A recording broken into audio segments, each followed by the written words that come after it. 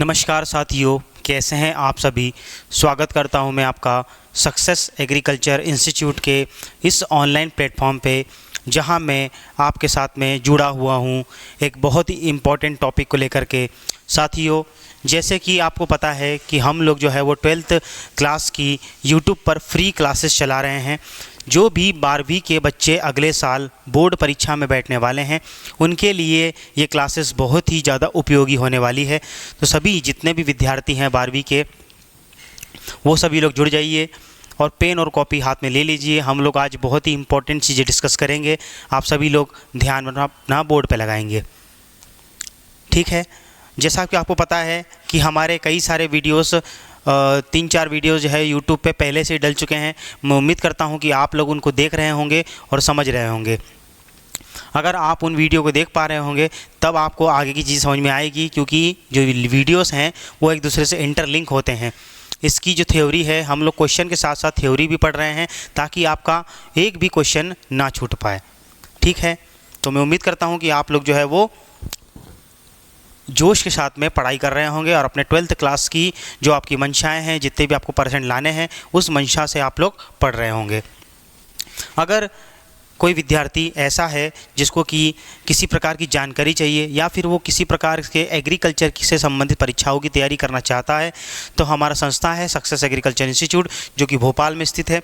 वहाँ पर संपर्क कर सकते हैं या फिर यहाँ पर आके विज़िट भी कर सकते हैं, ठीक है। अगर किसी विद्यार्थी को संपर्क करना है तो हमारा संपर्क नंबर है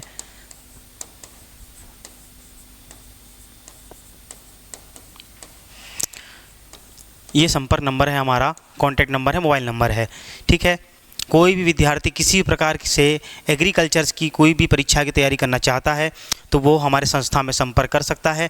हम लगभग सभी परीक्षाओं की तैयारी करवाते हैं और हमारे यहाँ से जो बच्चे तैयारी करते हैं वो लोग सिलेक्ट भी होते हैं। आप हमारा रिज़ल्ट भी पूछ सकते हैं, हम हमारा रिज़ल्ट भी आपको बताएंगे, ठीक है।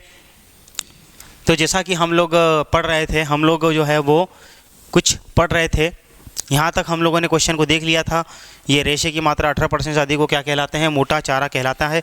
यहाँ तक हम लोग देख चुके थे। अब हम लोग आगे देखेंगे, सभी लोग ध्यान देंगे। अब हम लोग जो है वो आगे देखेंगे। क्वेश्चन क्या है, अगला क्वेश्चन क्या है कि हरा चारा कौन से विटामिन का सर्वोत्तम स्रोत है? हरा चारा, ठीक है। जैसा कि मैंने आपको पहले भी बताया है कि चारा 2 प्रकार का होता है, एक होता है हरा चारा और एक होता है सूखा चारा। तो ये जो हरा चारा होता है, इसमें विटामिन ए की मात्रा ज़्यादा पाई जाती है। अगर आपसे कोई पूछे कि हरे चारे में सबसे ज़्यादा मात्रा में क्या पाया जाता है, तो विटामिन ए। तो विटामिन ए जो है वो इसका आंसर सही होगा। सभी लोग ध्यान देंगे, विटामिन ए, ठीक है। अगला क्वेश्चन है, लोबिया एवं बरसीम किस श्रेणी के हरे चारे हैं? लोबिया एवं बरसीम किस श्रेणी के हरे चारे हैं? तो इसके बारे में हम लोग पहले पढ़ चुके हैं कि ये जो लोबिया और बरसीम है, ये हमारे लेग्यूमिनेसी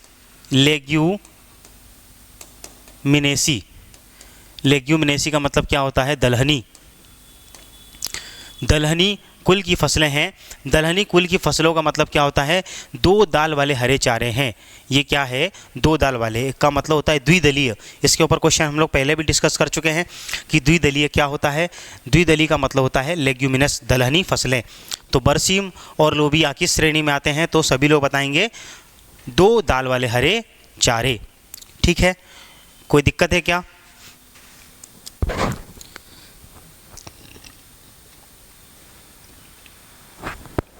आगे बढ़ते हैं हम लोग। क्या लिखा है? दाने में कौन सा पाच्य पोषक तत्व होता है? दाने में कौन सा पाच्य पोषक तत्व होता है? तो ये कौन सा पोषक तत्व होता है? प्रोटीन।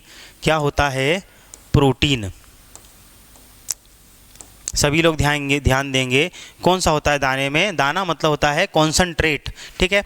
मैं बता चुका हूँ कि जो पशु चारा है उसको हम लोग कई सारे भागों में बांटते हैं। 2 मुख्य प्रकार के जो हैं वो है चारा और दाना, रफेज और कॉन्सनट्रेट। तो यहाँ पर क्वेश्चन पूछा हुआ है कि दाने में कौन सा पाच्य पोषक तत्व होता है? तो कौन सा होता है?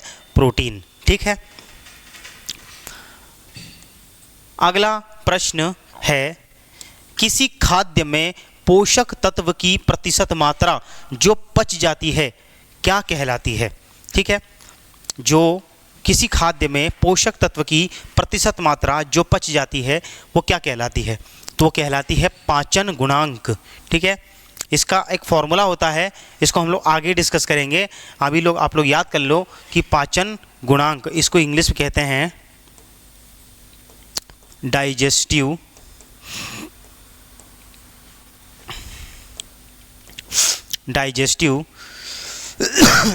कोएफिशिएंट।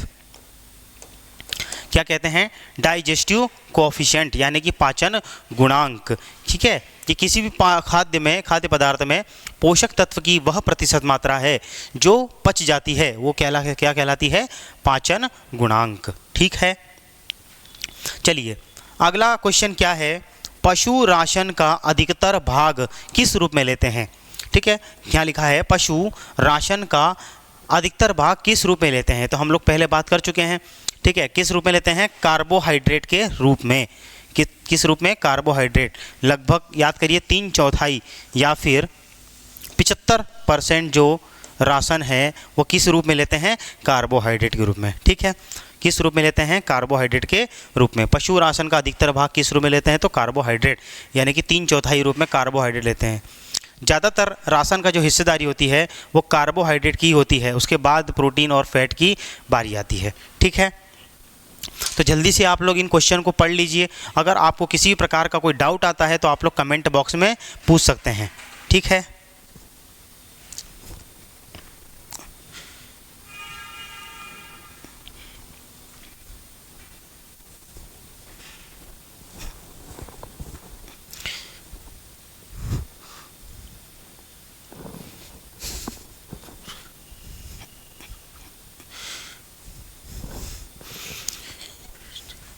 चलिए मैं उम्मीद करता हूं कि आप लोगों ने जो है उसको पढ़ लिया होगा।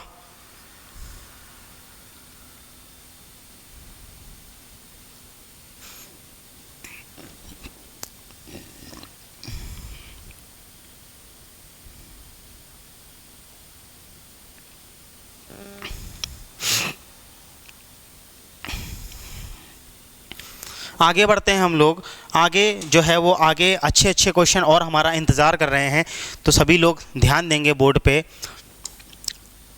चलिए ये हमारा यहाँ पर ख़त्म हो जाते हैं वन वर्ड आंसर, यानी कि एक शब्द में उत्तर लिखना, एक वाक्य में उत्तर लिखना।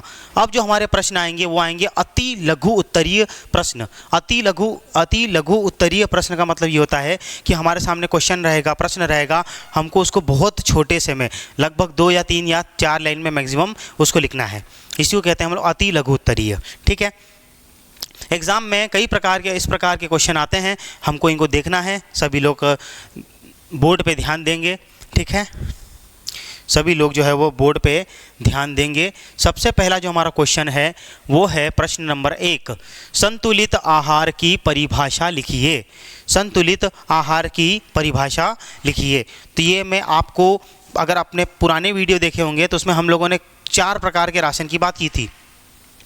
संतुलित राशन, ठीक है, एक था आदर्श राशन, ठीक है, एक था रख रखाव राशन और एक था उत्पादन राशन। ठीक है, तो इसकी डेफिनेशन मैं अच्छे से लिखवा चुका हूँ, उसको आप लोग जाके पढ़िए, आपको समझ में आ जाएगा। अगर नहीं दिक्कत है तो आपको पुराना लेक्चर देखना पड़ेगा, उसमें मैंने अच्छे से आपको समझाया है। इसमें हम लोग डेफिनेशन पढ़ेंगे। संतुलित राशन क्या होता है, संतुलित आहार क्या होता है। ऐसा आहार जिससे पशु की सभी आवश्यकताएं जैसे कि जीवन निर्वाह, उत्पादन तथा वृद्धि संबंधी आवश्यकताएं पूर्ण हो एवं पशु को स्वस्थ रखने के लिए सभी आवश्यक पोषक तत्व सही अनुपात व मात्रा में हो, संतुलित आहार कहलाता है।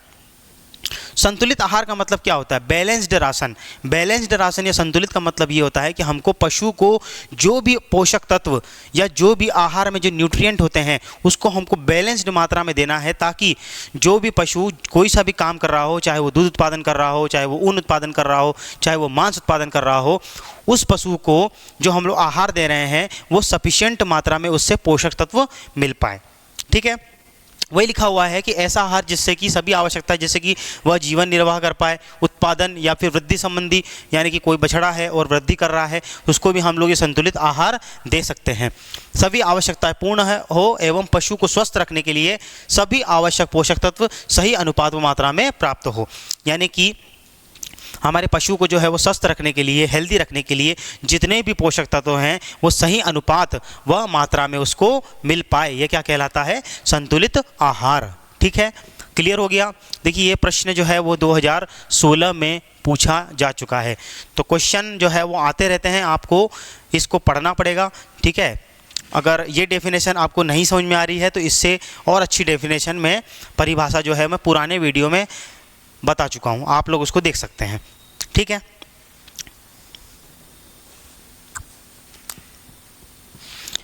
चलिए अगला क्वेश्चन है क्वेश्चन नंबर 2, प्रश्न 2, खली से प्राप्त होने वाले आवश्यक तत्वों के कोई 4 नाम दीजिए। खली, इसको खली को बोलते हैं इंग्लिश में केक। ये केक का मतलब आप जो समझ रहे हैं वो नहीं है। केक का मतलब होता है, मान के चलिए कि कोई भी अगर ऐसी कोई फसल है जो तेल वाली फसल है, तेल वाली फसल जो होती है जैसे कि सरसों, कपास, अलसी, अरंडी, ये जितनी भी फसलें होती हैं, जब इनका तेल निकल जाता है, जब इनके बीज से तेल निकल जाता है, तब जो बचता है वो कहलाता है खली। क्या कहलाता है? खली। आप लोगों ने खूब सुना होगा सरसों की खली, अलसी की खली, कपास या बिनोले की खली, ठीक है, अरंडी की खली, ये आप लोगों ने खूब सुना होगा। ये खली बनती कैसी है? तेल वाली फसलों से जब तेल निकाल लेते हैं तब जो बचता है वो हमारा कहलाता है खली। क्या कहलाता है? खली। इसको इंग्लिश में कहते हैं केक। हमको बताना है कि खली से प्राप्त होने वाले आवश्यक तत्वों के नाम बताना है। तो खली से निम्न आवश्यक तत्व प्राप्त होते हैं। क्या क्या प्राप्त होता है? प्रोटीन, कार्बोहाइड्रेट, वसा तथा खनिज लवण। ठीक है, एक पशु को स्वस्थ रखने के लिए, एक पशु को जीवन निर्वाह करने के लिए, एक पशु को उत्पादन करने के लिए इन्हीं 4 जो आवश्यक तत्व है उनकी ज़रूरत पड़ती है, और वो हमारी जो है वो खली इनको प्रोवाइड करती है। तो खली में कौन कौन से 4 आवश्यक पोषक तत्व हो गए? प्रोटीन, कार्बोहाइड्रेट, वसा तथा खनिज लवण। क्लियर हो रहा है सबको? चलिए अगला क्वेश्चन है क्वेश्चन नंबर 3, वसा में घुलनशील विटामिन के नाम बताइए। वसा का मतलब होता है फैट। ठीक है, फैट। विटामिन की घुलनशीलता के आधार पर इनको 2 भागों में बांटा गया है। अगर मैं इसकी थ्योरी के बारे में बात बताऊं, अगर मैं आपको इसकी थ्योरी जानना है तो थ्योरी थोड़ा सा जान लेते हैं हम लोग।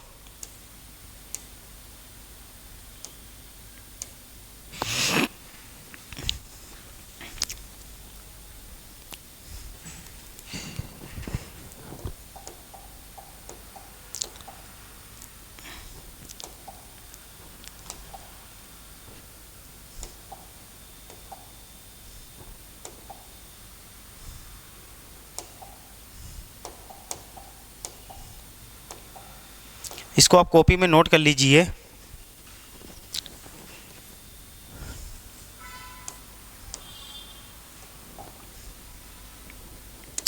इसको आप लोग कॉपी में नोट कर लीजिए। विटामिन विटामिन विटामिन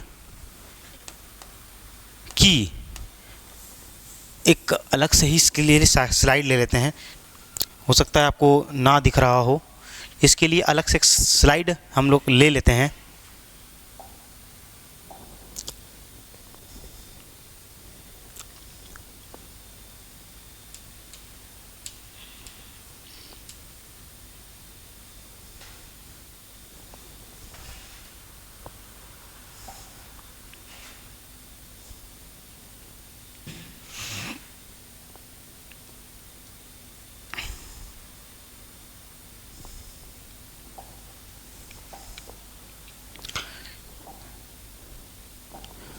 सभी लोग लिखेंगे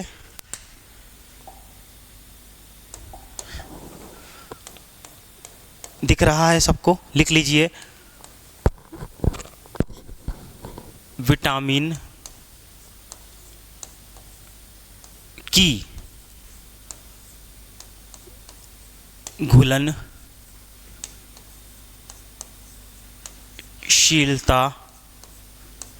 विटामिन की घुलनशीलता के आधार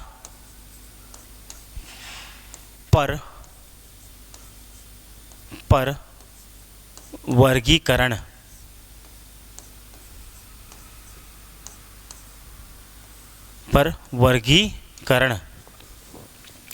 विटामिन की घुलनशीलता के आधार पर वर्गीकरण।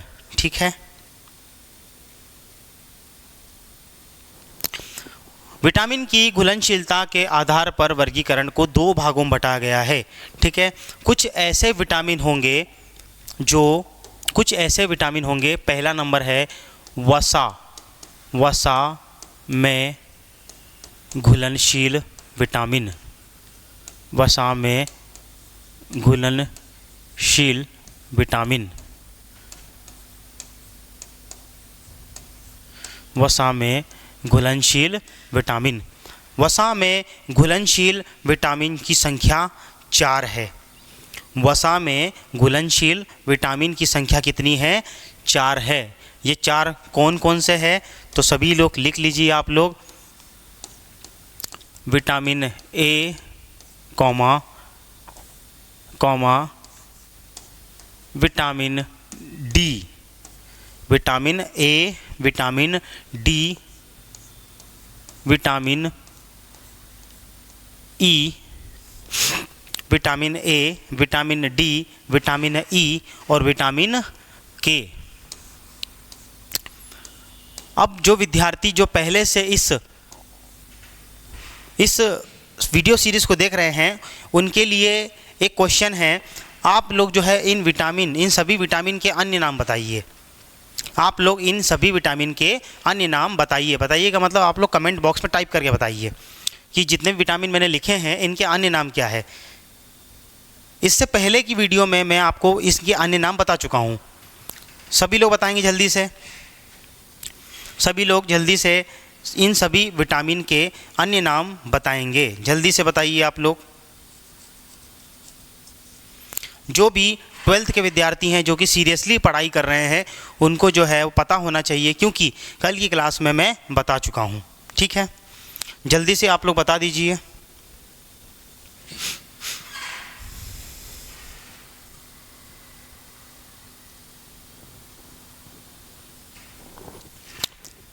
चलिए, बता दिया होगा आप लोगों ने, मैं भी बता देता हूँ। विटामिन ए का अन्य नाम क्या है? रेटिनॉल। क्या है? रेटिनॉल। विटामिन डी का अन्य नाम क्या है? कैल्सीफेरॉल। जी, क्या है? कैल्सीफेरॉल। विटामिन ई का अन्य नाम क्या है? विटामिन ई का अन्य नाम है टोकोफेरॉल। क्या है? टोकोफेरॉल, जिससे कि बांझपन आ रहा था। ठीक है। और अगला है विटामिन के। इसका अन्य नाम क्या है? फाइलोक्विनोन। क्या है? जी हाँ, फाइलोक्विनोन। कल बताया था मैं।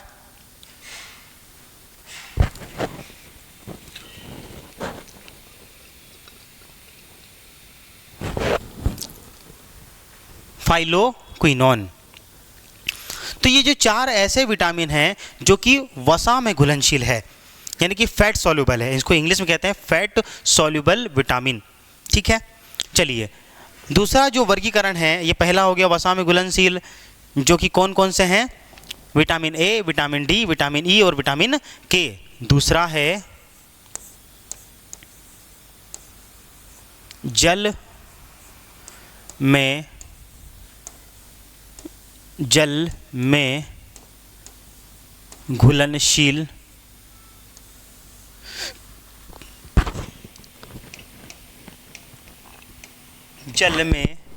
घुलनशील विटामिन।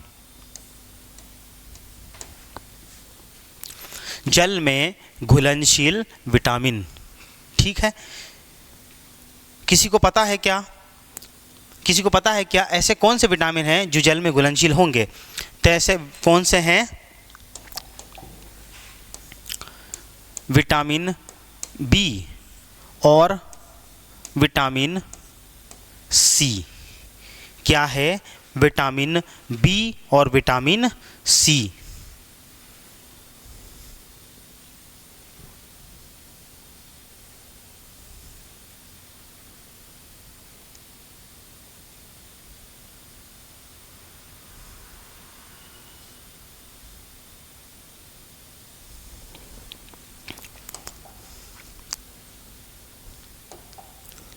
विटामिन बी और विटामिन सी।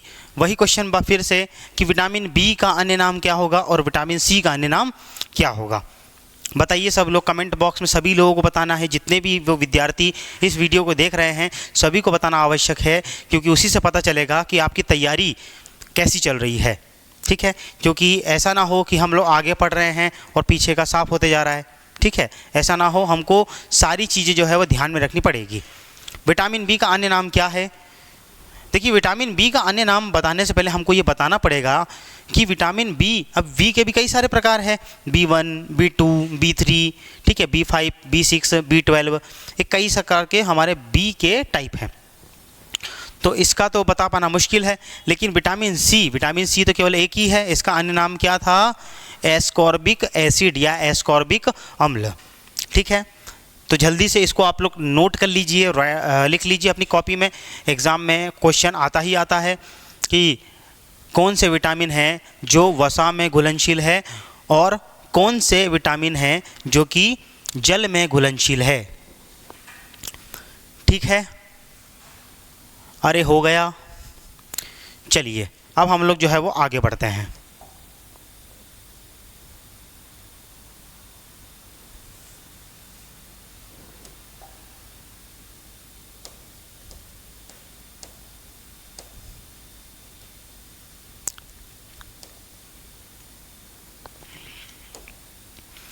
अब आप इस क्वेश्चन का मतलब समझ गए होंगे कि वसा में घुलनशील विटामिन के नाम लिखिए। तो कौन कौन से हैं? Vitamin A, vitamin D, vitamin E और विटामिन के। ठीक है, तो हम लोगों ने इस स्लाइड में जो है वो 1, 2 और 3 क्वेश्चन को क्लियर किया है। आप जल्दी से इसको, 1 मिनट का टाइम है, इसको जल्दी से आप लोग पढ़ लीजिए। जिसको लिखना है वो लिख लीजिए, जिसको स्क्रीनशॉट लेना है वो स्क्रीनशॉट भी ले सकते हैं। आपके पास में 1 मिनट का समय है, जल्दी से इसको नोट करिए, इसको पढ़िए।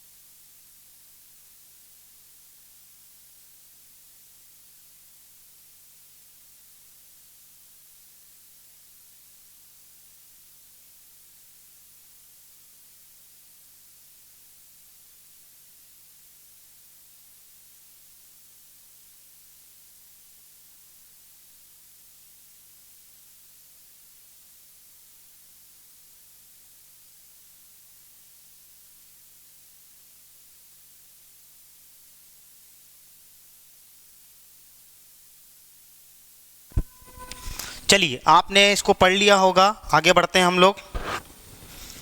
आपने जो है इसको पढ़ लिया होगा, अब हम लोग आगे बढ़ते हैं।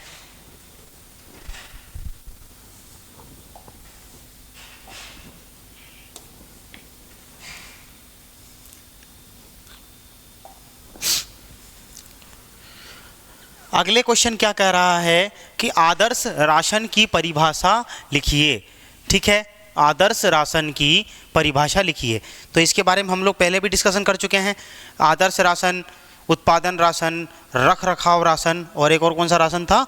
संतुलित राशन। ठीक है, तो डेफिनेशन पढ़ेंगे हम लोग। आहार अथवा दाने का वह सम मिश्रण जो पशु की समस्त आवश्यकताओं को ध्यान में रखकर उसके शरीर भार के अनुसार उचित मात्रा में प्रतिदिन दिया जाता है, वो क्या कहलाता है? आदर्श राशन। सही बात है।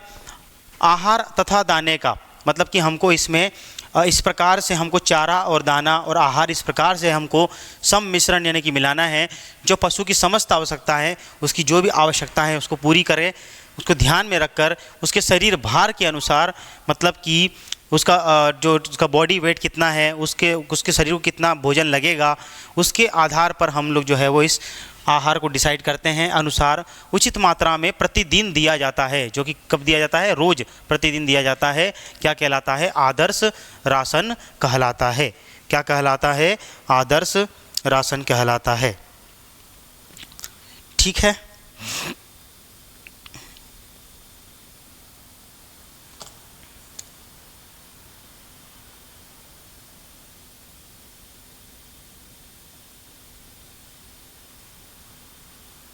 क्या कहलाता है?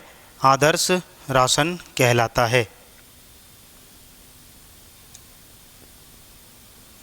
चलिए अब हम लोग आगे बढ़ते हैं। आदर्श राशन कहलाता है। अगला क्वेश्चन क्या है?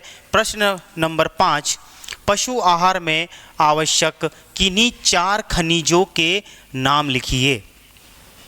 देखिए, पशु को जो है, हमारे एनिमल को है, हमारे समान ही जैसे हम लोगों को जो है वो जीने के लिए खाने की ज़रूरत पड़ती है, और खाने में भी क्या हमको रोटी खाते हैं, दाल खाते हैं, सब्जी खाते हैं। ये हम लोग क्यों खा रहे हैं? ताकि हमारे शरीर में कार्बोहाइड्रेट पहुंच पाए, प्रोटीन पहुंच पाए, मिनरल पहुंच पाए, खनिज लवण पहुंच पाए, और भी कई प्रकार की जो चीज़ें हैं वो हमारे शरीर को पहुंच पाए, जिससे कि हमको एनर्जी मिलेगी। तो यहाँ पर क्वेश्चन वही है कि पशु आहार में आवश्यक किन्हीं 4 खनिजों के नाम लिखिए।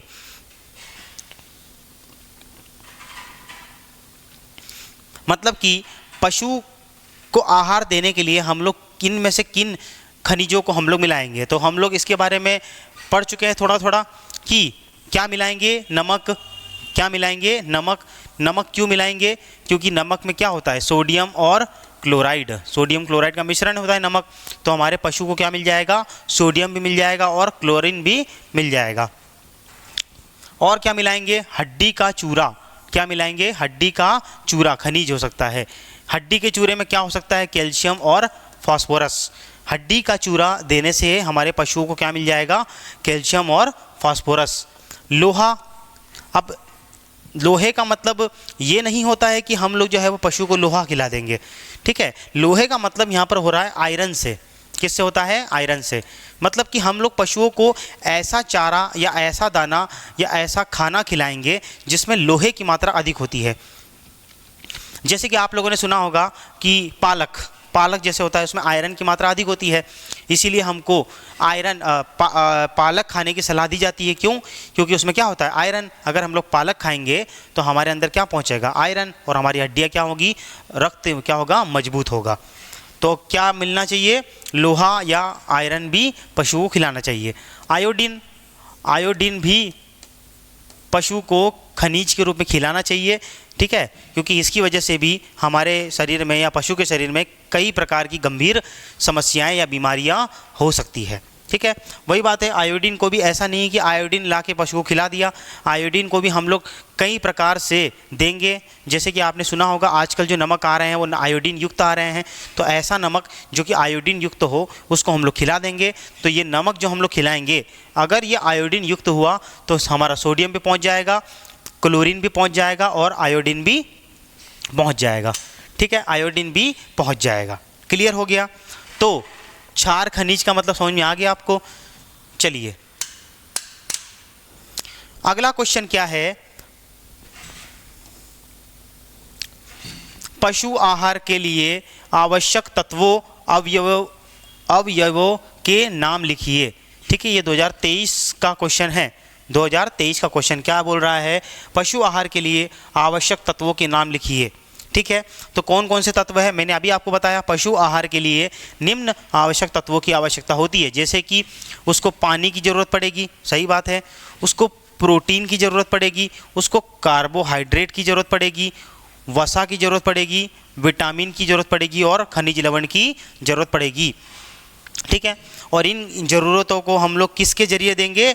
खाने के ज़रिए, फूड मटेरियल के ज़रिए। ठीक है, जिससे कि पशु को प्रोटीन, कार्बोहाइड्रेट, वसा, खनिज लवण, पानी और ये मिनरल मिल पाए। ठीक है, तो पशु आहार के लिए कौन कौन से आवश्यक तत्व है आपने देख लिया होगा। ठीक है, चलिए अब हम लोग अगला क्वेश्चन डिस्कस करेंगे।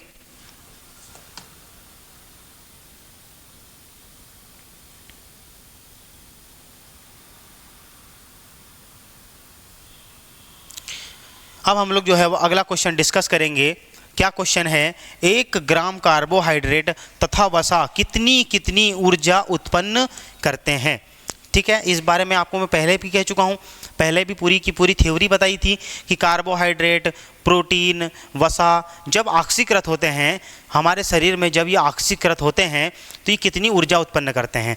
तो याद करो, मैं पहले बोल चुका हूँ कि 1 ग्राम कार्बोहाइड्रेट और प्रोटीन से 4.2 कैलोरी ऊर्जा मिलती है और 1 ग्राम वसा से 9.3 कैलोरी ऊर्जा मिलती है। तो वही इसका आंसर हो जाएगा कि 1 ग्राम कार्बोहाइड्रेट से 4.2 कैलोरी तथा 1 ग्राम वसा से 9.3 कैलोरी ऊर्जा उत्पन्न होती है या करते हैं। ठीक है, तो सभी को क्लियर हो गया? अरे सभी को क्लियर हो गया। चलिए इसको जल्दी से आप लोग जो है वो 1 मिनट में इसको रिवाइज़ करिए जल्दी से, फिर हम लोग आगे बढ़ते हैं।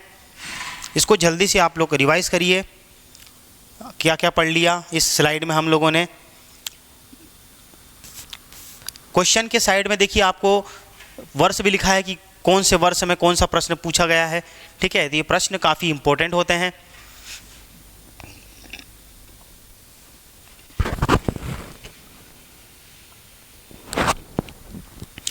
ये जो प्रश्न हैं ये काफ़ी इंपॉर्टेंट होते हैं। ठीक है, सभी लोग जो है इनको पढ़ेंगे, फिर हम लोग आगे बढ़ रहे हैं।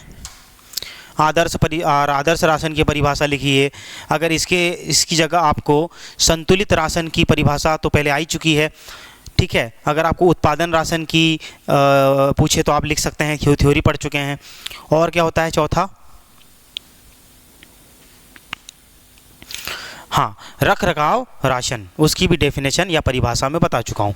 ठीक है, तो देखिए जो भी थ्योरी रिलेटेड होगी, इन क्वेश्चन से रिलेटेड अगर कुछ भी और भी थ्योरी होगी तो मैं आपको बताऊंगा, आप चिंता मत करिए। आपको पूरा का पूरा कोर्स जो है वो कवर किया जाएगा। 12वीं के जितने विद्यार्थी हैं उनको परेशान होने की ज़रूरत नहीं है।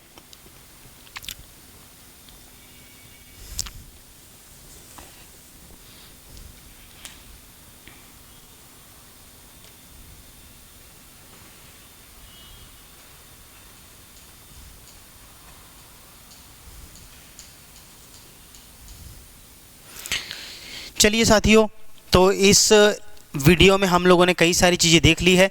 मैं उम्मीद करता हूं कि आप लोग जो है वो मेरे साथ साथ चीज़ों को पढ़ रहे हैं, समझ रहे हैं, क्योंकि आप सभी को पता है कि बस अब कुछ चंद ही महीनों की बात है, फिर आपकी जो है 12th बोर्ड, 12वीं बोर्ड की परीक्षाएं आ जाएंगी। ठीक है, और हमको जो है वो जम के तैयारी करना है। तो आप लोग जो है वो मेरे साथ जुड़े रहिए, इस वीडियो सीरीज़ को आप लोग देखते रहिए। ये यूट्यूब पे हमारे चैनल सक्सेस एग्रीकल्चर इंस्टीट्यूट पे फ्री ऑफ कॉस्ट चल रही है, कोई भी बच्चा आके इसको देख सकता है। अगर आप देख रहे हैं तो इसको लाइक करिए, इसको शेयर करिए और हमारे चैनल को सब्सक्राइब करिए और अपने दोस्तों तक इसको भेजिए, जो भी इस वर्ष अगले वर्ष 12th की एग्ज़ाम देने वाला है उस तक भेजिए, ताकि ये जो ज्ञान है, ये जो नॉलेज है, ये सब जगह बराबर बटे। ठीक है, क्योंकि ज्ञान का फैलाव होना ज़्यादा ज़रूरी है, क्यों ज्ञान आपके तक ही रहे। ये ज्ञान अगर फ्री में है तो सबको मिलना चाहिए, और ये जो ज्ञान है ये आपको कहीं पर पैसे देकर ख़रीदना ना पड़े, इसलिए हम लोग जो है वो छात्र हित में ये फ्री वीडियो क्लासेस चला रहे हैं।